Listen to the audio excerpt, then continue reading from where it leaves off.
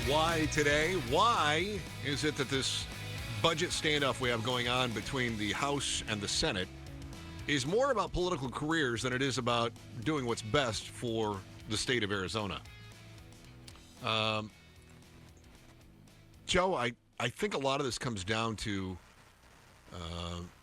the brand of the different politicians involved. We made mention here just before we had an update from BL there, Becky Lind. We had Jake Hoffman is not happy about what the Senate is doing. Jake Hoffman is a senator. He's also a fake elector. He's also Speedy Gone Hoffman, who pulled the legislative immunity card when he got pulled over going 24 miles over the limit. You didn't mention the best thing about Hoffman, too. Oh, what's that? The troll farming. Yes. Bring me up to speed on the troll farming, because this one's fun. Dude, I think you can explain a lot better than I can what the heck that is. Like, somehow he's making a million or millions of dollars off of... I don't even understand it. But is it pushing misinformation of some sort? He's profiting off of election from years ago, I believe. Yeah. What is it? He's serving on Minister of Disinformation. Oh, this was I just Googled it real fast to see if I could find a succinct way to say it. Anyway, Hoffman wanted to fool you. This is from Lori Roberts, opinion writer at AZ Central. Hoffman wanted to fool you into thinking that there were real people spontaneously expressing deeply held conservative beliefs instead of what they were, a group of kids being paid to deceive you, reportedly scoring bonuses to boot if they create enough buzz around their posts. In other words, creating a bunch of online posts and nonsense stuff that was going on. But, you know, more clicks and he was making money. So Hoffman leads the Arizona Freedom Caucus. And last week, he was throwing a bunch of amendments into the budget process in the Senate that he was copying from the House plan. So the House has got this idea, here's what we want in the budget. And it had a bunch of pet projects for the Republicans in the House. The Democrats were not invited to put forth any ideas of their own. This was going to be all Republicans or nothing. So the Senate said, guys, that's not going to work. And they said, let's all get together and talk with Governor Hobbs about what she wants. Let's try to figure something out. And then we'll have a framework. Then we can go ahead and present the bill to the House at large, and we'll pass it. Then it'll go to the Senate. Senate will pass it, and we already know the governor wants it because we all negotiated this. Yeah, if they had a Republican governor, they might have been able to do what they were trying to do. Right. But the reality is, when you've got you've got the House and the Senate that are Republican controlled, and you've got the governor's office that is held by a Democrat. Yeah. You got to give. You got to give a little to get a little. So Hoffman was introducing these amendments that were mirroring what was going on in the House. And, of course, they were summarily shot down by the Senate because the Senate said, no, that's not what we hammered out with the governor. Let's just pass what we all worked out with the governor, and then you guys can vote on it. So Hoffman then tried to tack onto the Senate budget a House measure that would bar Arizona's public universities from using public or private money to give scholarships to students who lack legal immigration status. Hold on. Yeah. Wasn't that on the ballot a few years ago?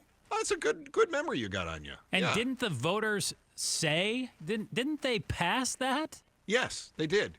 So this is another example of Hoffman trying to pass a law that is explicitly contrary to the Arizona Constitution, because that's what happens when we vote on a prop. And the will of the voters basically says, right, I don't care if that's what you put into law and that's what you want.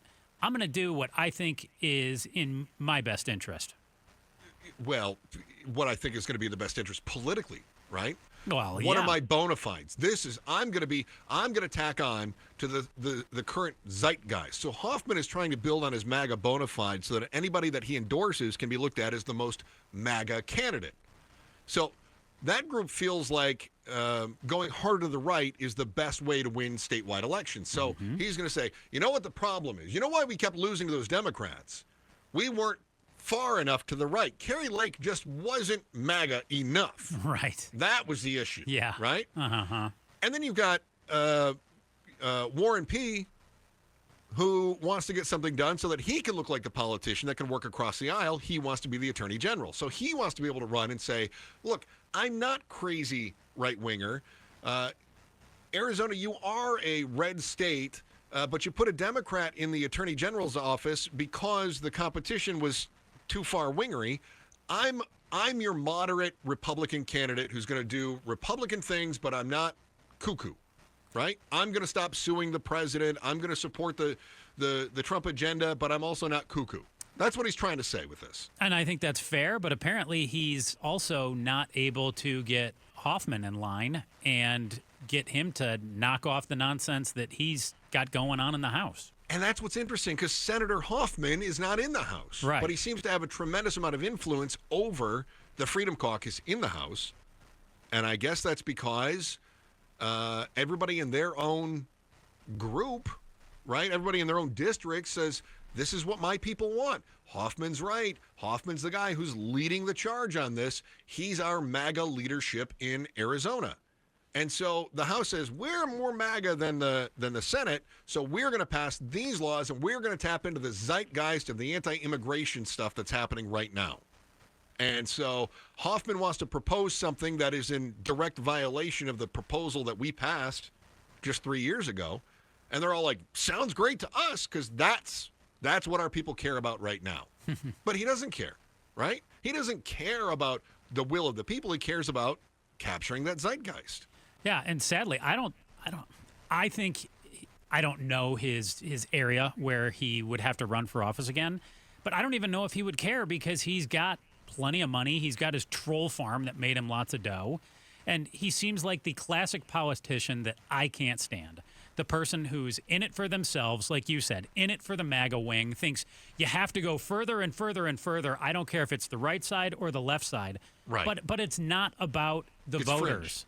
It's about their agenda and what they feel is best for them, and just to simply get people elected, as opposed to what's really best to, move the ball forward. So it seems that we're at this impasse, right, where everybody is all stuck. And I'm curious.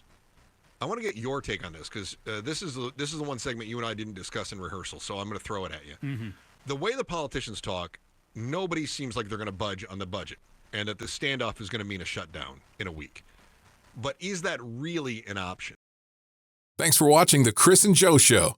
Click to see more from Chris and Joe, and tap the button in the middle to subscribe to KTAR News.